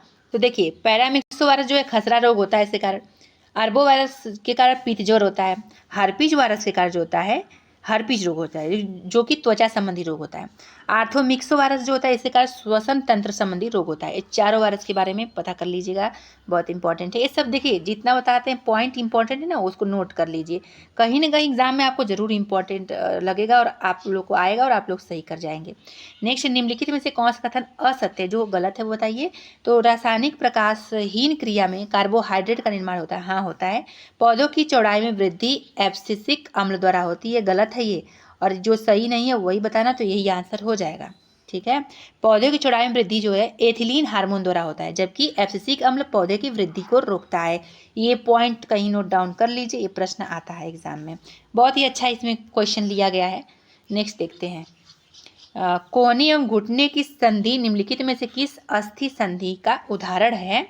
तो इसमें हिंज संधि का उदाहरण है, ठीक है। हिंज संधि क्या है, इस प्रकार की संधियों की अस्थियां केवल एक ही दिशा में मोड़ी जा सकती हैं, घुटने एवं कोहनी जैसे होंगे। और खूटी संधि एक तो होती है, वो क्या होती है, तो इस अस्थि संधि को घुरडी संधि भी कहते हैं। और इस प्रकार के संयोजी में एक अस्थि किसी अन्य अस्थि के अक्ष पर एक सीमा तक घूर्णन कर सकती है। मतलब आपको हिंज संधि, खूंटी संधि यानी आपको हड्डियों के बारे में भी पढ़ना बहुत जरूरी है, जो कि कंकाल तंत्र में आता है ये सब, ठीक है। निम्नलिखित में से कौन सी गैस पीने के पानी को शुद्ध करने के लिए प्रयोग में लाई जाती है, तो इसका आंसर क्लोरीन। देखिए बीपीएससी में कुछ पॉइंट टॉपिक जो ऐसे हैं जो आप लोग पढ़ेंगे तो वहाँ से प्रश्न जरूर आएंगे। तो अगर आप लोग कहेंगे तो सर्च करके तो हम बताएंगे जरूर, क्योंकि हम रखे हुए हैं सर्च करके, हम भी तैयारी करते हैं यूपीएससी और स्टेट पीसीएस का। नेक्स्ट देखिए, चालक का प्रतिरोध किन किन बातों पर निर्भर करता है, तो इसका आंसर क्या हो जाएगा, उपरोक्त में से एक से अधिक। एक से अधिक मतलब कौन कौन, चालक की लंबाई पर भी निर्भर करेगा, चालक के परिच्छेद के क्षेत्रफल पर भी निर्भर करेगा और चालक के तापक्रम पर भी। देखिए ये जो क्वेश्चन है ना, ये सब आया हुआ है, चालकता से प्रश्न आता ही आता है, रेडियो एक्टिव तत्व से भी प्रश्न आता है।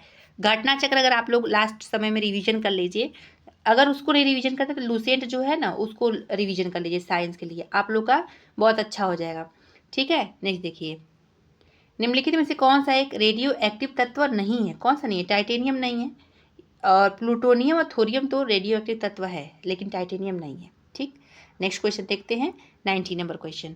डीपीटी वैक्सीन का प्रयोग किन किन बीमारियों के लिए किया जाता है? तो ये बहुत ईजी प्रश्न है, कई बार रिपीटेड प्रश्न है, स्टेट पीसीएस तो खास तौर से। तो डिप्थीरिया, काली खांसी, टिटनेस के लिए डीपीटी का प्रयोग होता है। ठीक है, नेक्स्ट क्वेश्चन देखिए। नेक्स्ट इसमें क्या है 91 का, निम्नलिखित में से किस में जो है खुला परिसंचरण तंत्र पाया जाता है? तो इसका आर्थ्रोपोडा में। ये कहाँ दिया है? लूसेंट में दिया है। नेक्स्ट है केंद्रीय रिक्तिका जो केवल पादप कोशिका में पाई जाती है, इसका कार्य क्या है? तो इसका आंसर यह पानी और अन्य पदार्थों को स्टोर करती है। नेक्स्ट क्वेश्चन 93 में क्या है कि ट्रिपैनोसोमा प्रोटोजोआ जो निद्रालु व्याधि नामक बीमारी की वजह है, किस प्रकार के प्रोटोजोआ हैं ये? तो ये है कासाबी प्रोटोजोआ। हमारे तंत्र में अधिकतम एटीपी अणुओं को उत्पन्न करने वाला पद कौन सा है? तो इसका आंसर क्रेब्स चक्र के बारे में बात हो रही है, बी आंसर इसका हो जाएगा। 95 का देखिए कि वैशाली में आयोजित द्वितीय बौद्ध संगीति की अध्यक्षता निम्नलिखित किसके द्वारा की? सभा कामी के द्वारा। सबको मालूम है कितनी बार बौद्ध संगीति से प्रश्न आता है। देखिए कई यूट्यूब चैनल ट्रिक से बताया गया कि बौद्ध संगीति में कौन अध्यक्ष था, किसके शासनकाल में हुआ था। तो अगर एग्जाम में कंफ्यूज होते हैं आप लोग तो ट्रिक से याद कर लीजिए, कई यूट्यूब चैनल बताया गया है, तो अपने से भी ट्रिक बना लिया करिए। हम तो अपने से ट्रिक बना के याद कर लेते हैं, लेकिन जिसको नहीं आता वो यूट्यूब चैनल पर देख सकते हैं। नेक्स्ट देखिए, निम्नलिखित में से किसके नेतृत्व में दिगंबर संप्रदाय का उद्भव हुआ है? तो इसका आंसर क्या होगा? भद्रबाहु, बी आंसर इसका हो जाएगा। दिल्ली सल्तनत के शासक इल्तुतमिश द्वारा बिहार पर कब आक्रमण किया गया था? ये देखिए ये भी रिपीटेड प्रश्न है। तो 1225 में, कब? 1225 ईस्वी में किया गया था। तो दिल्ली सल्तनत के शासक इल्तुतमिश का जो 1225 ईस्वी में बिहार पर आक्रमण किया था, जिसके उपरांत जो है बिहार शरीफ और बाढ़ पर अधिकार कर लिया गया था, और तिलैयागढ़ी के समीप हिसामुद्दीन इवाज जो था इसने उसकी अधीनता स्वीकार कर ली थी। ठीक है, इतना डीपली नहीं पूछेगा लेकिन बता दे रहे हैं। नेक्स्ट देखिए, सुशासन के कार्यक्रम के किसके तहत आत्मनिर्भर बिहार के 7 निश्चय 2 को लागू करने के लिए कैबिनेट ने मंजूरी दी है? इसका आंसर होगा 2020 से 25। निम्नलिखित में से किस प्रमंडल का किशोरवय लिंग अनुपात राज्य के औसत से अधिक है? तो सारण का। देखिए किशोरवय मतलब क्या होता है? किशोरावस्था जो होता है मनुष्य का, उसके बारे में बात हो रही है। इसमें जो है किशोर और किशोरियों को मिला के। ठीक है, तो ये आंसर ए हो जाएगा। निम्नलिखित में से किस सड़क का निर्माण शेरशाह के द्वारा नहीं किया गया था? तो बंगाल सिंध तक इसका किया तो गया था, आगरा से बुरहानपुर तक भी ये किया था, आगरा से चित्तौड़ तक भी किया था, तीनों ही किया था। तो उपरोक्त में से कोई नहीं, मतलब इसे पूछा जो सही नहीं हो बताइए। तो इसमें कोई ऐसा नहीं है जो सही नहीं है, इसमें सारा ही सही है। सारा का निर्माण ही शेरशाह द्वारा करवाया गया था। ठीक है, देखिए शेरशाह द्वारा निर्मित सड़कें कुछ कुछ जो है याद कर लीजिए। ये सब तीनों तो कराया ही गया था। ठीक है, लेकिन एक और कराया गया था जो कि लाहौर से मुल्तान तक जाता था सड़क। ठीक है, और ग्रैंड ट्रक रोड जो है 16वीं शताब्दी में गंगा के मैदान के पार चलने वाली इस सड़क को शेरशाह सूरी ने बनवाया था। नेक्स्ट देखते हैं, अंग्रेजों के द्वारा पटना में अपनी पहली फैक्ट्री कब स्थापित किया गया था? तो 1620 ईस्वी में किया गया था। और पटना में डच फैक्ट्री की स्थापना कब हुई थी? बहुत बार पूछा जाने वाला प्रश्न, 1632 ईस्वी में। देखिए अंग्रेजों द्वारा पटना में अपनी पहली फैक्ट्री स्थापित की गई थी 1620 में, और डचों द्वारा पटना में फैक्ट्री की स्थापना कब हुई थी? 1632 में। ये दोनों प्रश्न पूछा हुआ है कितनी बार रिपीट करके। 1857 की क्रांति में सर्वप्रथम विद्रोह तत्कालीन बिहार के किस क्षेत्रों में देखा गया? तो इसका आंसर क्या होगा? रोहिणी में। ए आंसर इसका हो जाएगा। कहाँ पे? रोहिणी में। कोसी नदी को निम्नलिखित में से किन नदी के साथ जोड़ने के लिए जल शक्ति मंत्रालय के द्वारा मंजूरी दी गई है? इसका आंसर क्या हो जाएगा? सी, मेची नदी। आंसर क्या हुआ? सी। नेक्स्ट, निम्नलिखित में से कौन सी नदी उत्तर बिहार के मैदान में प्रवाहित नहीं होती है? कौन सी नदी नहीं होती? तो पुनपुन नहीं होती है, बूढ़ी गंडक, गंडक और घाघरा होती है। देखिए उत्तर बिहार के मैदानी क्षेत्र में प्रवाहित होने वाली प्रमुख नदियां कौन कौन सी है? कोसी हो जाएगा, गंडक, बूढ़ी गंडक, बागमती, घाघरा, महानंदा, ये सब हो जाएगा। और दक्षिण बिहार में मैदानी प्रवाहित होने वाली प्रमुख नदियां कौन कौन सी है? पुनपुन हो जाएगा, फल्गु हो जाएगा, क्यूल हो जाएगा, इत्यादि इसमें बहुत सारी नदियां हैं। नेक्स्ट देखिए, और उत्तर बिहार और दक्षिण बिहार जो है इसके बारे में जानिए कि उत्तर बिहार के मैदान का विस्तार सहरसा, पूर्णिया, गोपालगंज, मधुबनी, सिवान, पूर्वी चंपारण, पश्चिमी चंपारण, दरभंगा, मुजफ्फरपुर आदि जिलों में देखा जाता है। और दक्षिण बिहार का मैदान का विस्तार कहाँ कहाँ है? तो गंगा नदी के दक्षिण से लेकर छोटा नागपुर पठार के उत्तरी भाग तक इसका विस्तृत है। और देखिए बिहार की नदियों से 2 प्रश्न, 1 प्रश्न जरूर आता है, तो इसको आप लोग इग्नोर नहीं कर सकते हैं। जियोग्राफी को बिहार के, ठीक है। नेक्स्ट देखिए, स्मार्ट सिटी मिशन में बिहार के शहरों की पहचान कीजिए। तो इसका पटना, मुजफ्फरपुर, भागलपुर और बिहार शरीफ, ये चारों आएंगे। और यहाँ से प्रश्न आएगा, करंट का प्रश्न है, ये बहुत चर्चा में था। नेक्स्ट देखते हैं, वर्तमान में एक प्रश्न उठा भी था, ठीक है। लुप्त प्राय प्रजाति काला हिरण बिहार के किस जिले में पाया जाता है? तो इसका आंसर होगा उपरोक्त में से एक से अधिक। अब कहाँ कहाँ पाया जाता है? तो बक्सर, भोजपुर, कैमूर, तीनों जगह ही पाया जाता है। नेक्स्ट क्वेश्चन देखते हैं एक साथ। बिहार की भूगर्भीय संरचना के संदर्भ में निम्नलिखित कथनों पर विचार कीजिए। उपरोक्त में से कौन सा कथन सही है वो बताना है हम लोगों को। तो देखिए, धारवाड़ क्रम की चट्टानों का निर्माण प्री कैम्ब्रियन युग में हुआ है, ठीक है, ये तो एनसीईआरटी से पढ़े होंगे आप लोग। तृतीयक शैलों का विस्तार चंपारण जिले में है, ये भी सही है। विंध्य क्रम की चट्टानों का विस्तार बिहार में नहीं है, गलत है, क्योंकि विंध्य क्रम की चट्टानें तो बिहार में हैं, ठीक।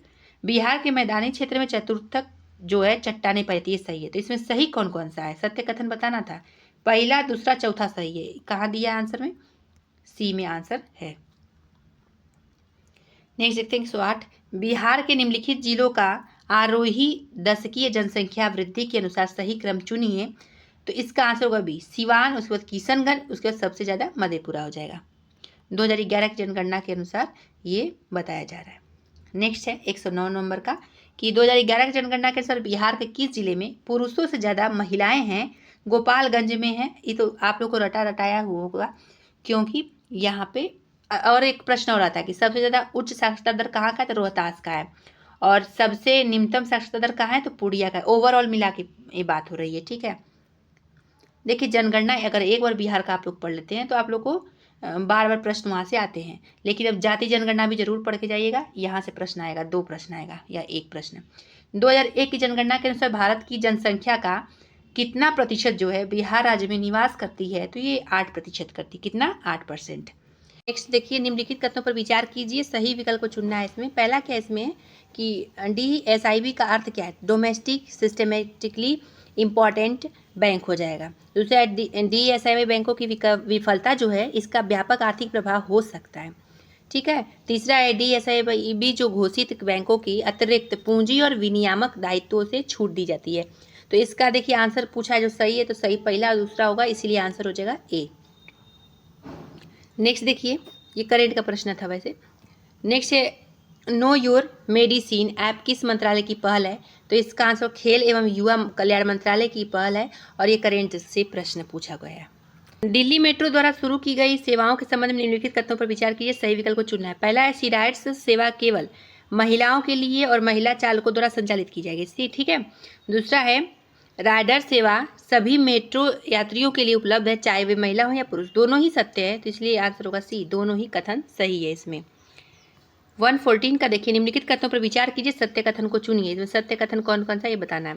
रक्षा अनुसंधान एवं विकास संगठन जो DRDO है, इसने भारत की पहली लंबी दूरी की हाइपरसोनिक स्वदेशी मिसाइल का सफलतापूर्वक परीक्षण किया। बहुत इंपॉर्टेंट ये ऑप्शन है। नेक्स्ट है, यह 2000 किलोमीटर से अधिक दूरी तक पेलोड ले जाने हेतु डिजाइन किया गया नहीं, ये गलत है, क्योंकि यहाँ पे 1500 किलोमीटर रहता तो सही रहता, ठीक है। तीसरा, यह क्रूज एवं बैलिस्टिक दोनों मिसाइल के फीचर से लैस है, ये सही है। इसे पहला और तीसरा सही होने का इसका आंसर क्या हो जाएगा? सी हो जाएगा। नेक्स्ट देखते 115। अब 115 में क्या दिया है? इसमें दिया कि भारत में मशरूम से पनीर बनाने की तकनीक को पेटेंट कराने वाला पहला संस्थान कौन सा है? तो इसमें है सी, डॉक्टर राजेंद्र प्रसाद केंद्रीय कृषि विश्वविद्यालय जो कि पूसा में है, इसने किया है। नेक्स्ट है, प्रसार भारतीय के OTT प्लेटफॉर्म का नाम बताइए, क्या है? तो वेब्स हो जाएगा, सी आंसर हो जाएगा। नेक्स्ट 117, निम्नलिखित कथनों पर विचार कीजिए, सही विकल्प को इसमें चुनना है। पहला विकल्प है कि सिलोफर पंचामृत कलश महाराष्ट्र के कोल्हापुर जिले की पारंपरिक धातु शिल्प कला का उदाहरण है, ठीक है, ये तो सही है। दूसरा, प्रधानमंत्री नरेंद्र मोदी ने इसे दक्षिण अफ्रीका के राष्ट्रपति को उपाधि, गलत है। पहला सही है, तो केवल एक सही है, ए आंसर हो जाएगा। देखिए, यह महाराष्ट्र के कोल्हापुर का पारंपरिक शिल्प है और यह कलश धातु शिल्प से निर्मित होता है, जिसमें पारंपरिक कारीगर चांदी या मिश्र धातु से बारीक डिजाइन बनाते हैं। अब इसमें क्या कि हाल ही प्रधानमंत्री मोदी ने क्या किया है कि नाइजीरिया के जो राष्ट्रपति हैं बोला अहमद तिनुबू, उनको सिलोफर पंचामृत कलश भेंट किया गया है मोदी जी के द्वारा, ठीक है। किसके द्वारा?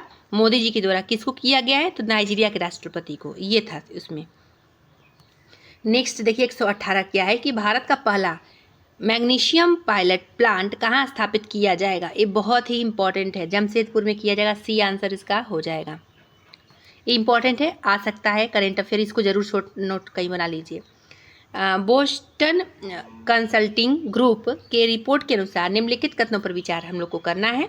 तो ठीक है, इसमें देखते हैं क्या पूछा गया है। इसमें है सही विकल्प पूछा गया है। तो पहला है, भारत जो है विश्व भर में AI यानी आर्टिफिशियल इंटेलिजेंस जो है इसके विशेषज्ञों की संख्या के मामले में दूसरे स्थान पे है, तो ये तो सही हो गया। दूसरा, शोध प्रकाशनों की संख्या के आधार पर भारत चौथे स्थान पे, ये गलत है। केवल पहला सही होने के कारण आंसर होगा ए, केवल एक सही है। नेक्स्ट देखते हैं।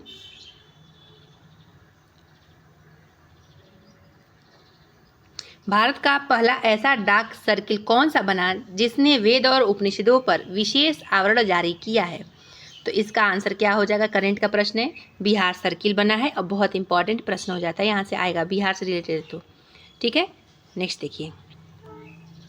Sunflowers were the first ones to know किस भाषा की लघु फिल्म है जिसे हाल ही में ऑस्कर के लिए नामित किया? ये भी इंपॉर्टेंट हो जाता है, तो कन्नड़ हो जाएगा। बी आंसर हो जाएगा, कन्नड़ हो जाएगा।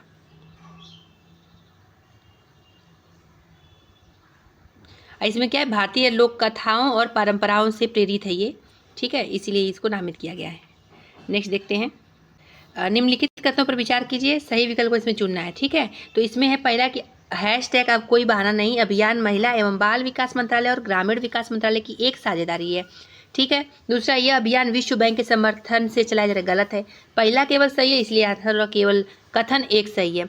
दूसरा क्या कि इसका उद्देश्य महिलाओं को सशक्त बनाना है ताकि जेंडर आधारित हिंसा को समाप्त किया जा सके, ठीक है। ये किसकी सहायता चलाया जा रहा है? तो ये चलाया जा रहा है महिला एवं बाल विकास एवं ग्रामीण विकास मंत्रालयों के सहयोग से, ना कि विश्व बैंक के समर्थन से, इसीलिए गलत हो गया था। नेक्स्ट है 123 का। हाल ही में ब्रिटेन की कंजर्वेटिव पार्टी की पहली श्वेत महिला अध्यक्ष कौन बनी है? कौन बनी है? तो केमी बेडेनाच बनी। कौन? केमी बेडेनाच बनी है। नेक्स्ट, हाल ही में इंडोनेशिया के किन दो ज्वालामुखियों में विस्फोट हुआ है?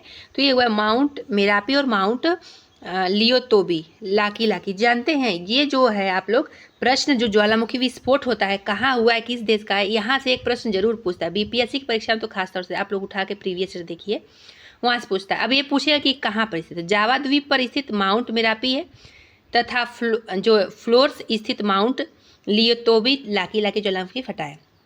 कहाँ पे? जावा द्वीप पे। ये दोनों सक्रिय ज्वालामुखी के उदाहरण है। कौन सा है? सक्रिय ज्वालामुखी, ये दोनों है।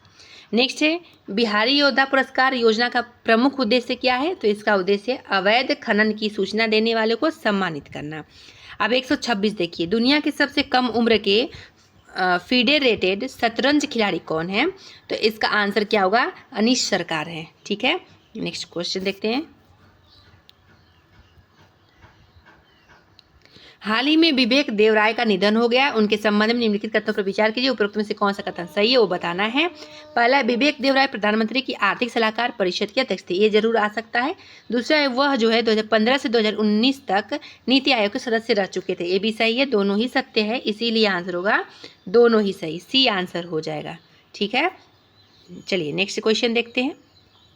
मिस यूनिवर्स 2024 का खिताब किसने जीता है? किसने जीता है? तो विक्टोरिया कजेर थेलविग ने जीता है। नेक्स्ट है कि वर्ष 2024 का बुकर पुरस्कार किस लेखिका को प्रदान किया गया है? तो ये किया गया सामंथा हार्वे को, बी आंसर हो जाएगा। द ऑर्डर ऑफ एक्सीलेंस किस देश का सर्वोच्च नागरिक पुरस्कार है जो प्रधानमंत्री मोदी को दिया गया है? तो ये गुयाना का है। कहाँ का है? गुयाना का है। नेक्स्ट है, भारत का पहला प्रमाणित ग्रीन म्यूनिसिपल बॉन्ड किसने जारी किया है? तो ये किया गया गाजियाबाद नगर निगम के द्वारा। प्रेस फ्रीडम इंडेक्स 2025 के संबंध में निम्नलिखित कथनों पर विचार कीजिए, सत्य कथन को पहचानिए। तो इसमें सत्य जो है वो पहचानना है। प्रथम स्थान पर फिनलैंड है, गलत। भारत का स्थान 161वां है, गलत। अफगानिस्तान सबसे निचले पायदान पे है, ये भी गलत है। सत्य कथन इसमें पहचानना था, इसमें कोई सही नहीं है। देखिए, जो जारी करता है रिपोर्ट विदाउट बॉर्डर्स के द्वारा जारी किया जाता है, ये जरूर याद रख लीजिए। प्रेस फ्रीडम इंडेक्स कौन जारी करता है? तो रिपोर्ट्स विदाउट बॉर्डर्स जारी करता है। प्रथम स्थान पे कौन है? नॉर्वे है प्रथम स्थान पे। और भारत का स्थान इसमें क्या है? तो 151वां स्थान भारत का है 180 देशों में। और इरिट्रिया सबसे निचले पायदान पे। ये सब तीनों पॉइंट कहीं शॉर्ट नोट बना लीजिए। नेक्स्ट है, भारत का पहला AI संचालित real time forest alert system launch करने वाला प्रथम राज्य बताइए कौन है? तो मध्य प्रदेश है, ठीक है। 134 है कि वर्ष 2025 के बजट में भविष्य विभाग की स्थापना करने वाला पहला राज्य कौन है? तो हरियाणा हो जाएगा पहला राज्य, डी आंसर। प्रथम खेलो इंडिया बीच गेम्स निम्नलिखित में से कथन पर विचार कीजिए और सत्य कथन को इसमें पहचाना है हम लोगों को कि सत्य कथन इसमें कौन सा है। पहला है, इसका उद्घाटन 19 मई 2025 को दीव के धोगला बीच एवं समापन दीव के आईएनएस खुखरी मेमोरियल में आयोजित किया। ठीक है। इसके शुभंकर पर्ल डॉल्फिन थी। ठीक है। इसमें 5 स्वर्ण 6 रजत 3 कांस्य के साथ हरियाणा से, इस पर गलत है। पहला दूसरा सही है, इसीलिए आंसर इसका ए हो जाएगा। अब इसमें देखिए क्यों गलत है ये, क्योंकि ये जो है मणिपुर ने 5 स्वर्ण 6 रजत और 3 कांस्य पदक के साथ पदक तालिका में शीर्ष स्थान हासिल किया है, ना कि हरियाणा किया है। ठीक है, ये ध्यान रख सकते हैं। चलिए नेक्स्ट देखिए, किस देश ने दुनिया की पहली राष्ट्रीय स्तरीय क्रिप्टो पर्यटन भुगतान प्रणाली शुरू किया है? तो भूटान ने किया है, बी आंसर इसका हो जाएगा। उसके बाद 137 का अगर हम लोग देखें तो 42वां राष्ट्रीय सीनियर रोइंग चैंपियनशिप 2025 कहाँ आयोजित किया जाएगा? तो ये किया जाएगा मध्य प्रदेश के भोपाल में किया जाएगा। नेक्स्ट है 2024-25 के बजट में घोषित प्रधानमंत्री इंटर्नशिप योजना का लक्ष्य क्या है? तो इसका लक्ष्य है शीर्ष 500 कंपनियों में 5 वर्षों में 1 करोड़ युवाओं को इंटर्नशिप प्रदान करना। अब नेक्स्ट क्वेश्चन की अगर बात करें हम लोग 139 का, इसमें है व्यक्तित्व अधिकार का मुख्य उद्देश्य बताइए क्या होता है? तो व्यक्ति की पहचान के व्यावसायिक उपयोग को नियंत्रित करना, यही होता है इसका।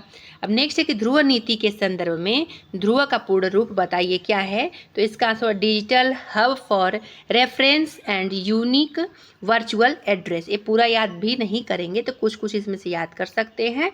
क्या करता है एग्जाम में अगर पूरा फुल फॉर्म पूछता है तो इसमें बस कुछ कुछ चेंज करता है, जैसे कुछ वर्ड रेफरेंस की जगह कुछ और चेंज कर देगा।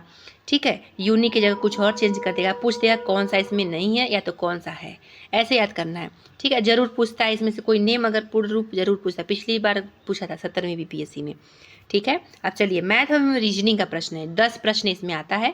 आप लोग प्रीवियस ईयर क्वेश्चन उठाइए, जिसको मैथ रीजनिंग नहीं आता है उसके अनुसार आप लोग लगा लीजिए। आप लोग का 10 में से 5 क्वेश्चन जरूर सही हो जाएगा। ठीक है, तो देखिए इसमें क्या है कि 1 और 50 के बीच कितनी अभाज्य संख्या और भाज्य संख्या से प्रश्न आता है। तो इसका आंसर क्या हो जाएगा? 15, बी आंसर हो जाएगा। डायरेक्ट हम आंसर बता देते हैं। नेक्स्ट है कि निम्नलिखित में से रिक्त स्थानों में कौन सी संख्या होगी? अब ये क्या है, रीजनिंग का प्रश्न आ गया, तो इसमें इसका आंसर क्या हो जाएगा? ए 36। 3 अंकों की कितनी संख्या 8 से विभाज्य हैं? तो ये देखिए सी आंसर हो जाएगा। नेक्स्ट क्वेश्चन है 144, इसका आंसर क्या हो जाएगा? ए हो जाएगा। अब 145 का आंसर अगर हम लोग देखें तो इसका आंसर सी होगा 550। ठीक, अब 146 का अगर हम लोग देखा जाए 146 का, इसका आंसर ए हो जाएगा। 147 का अगर हम लोग देखें तो इसका आंसर भी ए हो जाएगा। 148 का अगर हम लोग देखें तो इसका आंसर क्या होगा? बी होगा। परसेंटेज का प्रश्न है तो ये हो जाएगा बी आंसर इसका। अब हम लोग 149 का देखते हैं तो इसमें आंसर होगा 520, यानी डी आंसर। अब लास्ट क्वेश्चन का आंसर है 150 का, तो इसका क्या हो जाएगा? आंसर ए हो जाएगा। तो फ्रेंड्स यहाँ पे वीडियो समाप्त होता है। देखिए 17th बीपीएससी को जो है जितना भी प्रीवियस क्वेश्चन 17th बीपीएससी का 1 लाइनर फैक्ट में ज़्यादातर पूछ लिया था, लेकिन इस बार संभावना है कि डिटेल में भी पूछे, कॉन्सेप्ट बेस भी पूछे, तो दोनों लेके चलना है। लेकिन आप लोग अब रिवीजन पे ध्यान ज़्यादा दीजिए क्योंकि एग्जाम पास में आ गए हैं। ठीक है, अब हम सेकेंड प्रैक्टिस सेट लेके आएंगे। प्रैक्टिस सेट में आप लोग देखिए, आकलन करिए कितना क्वेश्चन आप लोग का सही हो रहा है। और इसमें अगर कम नंबर भी आता है तो आप लोग परेशान नहीं होइएगा, क्योंकि इसमें जो है बहुत टफ इसलिए पूछा जाता है ताकि आप लोग को एग्जाम में क्वेश्चन है तो आसान लगे। ठीक है, चलिए फिर मिलते हैं अगले वीडियो में अगला प्रैक्टिस सेट लेके। ठीक है, सब्सक्राइब नहीं किया तो आप लोग सब्सक्राइब कर सकते हैं।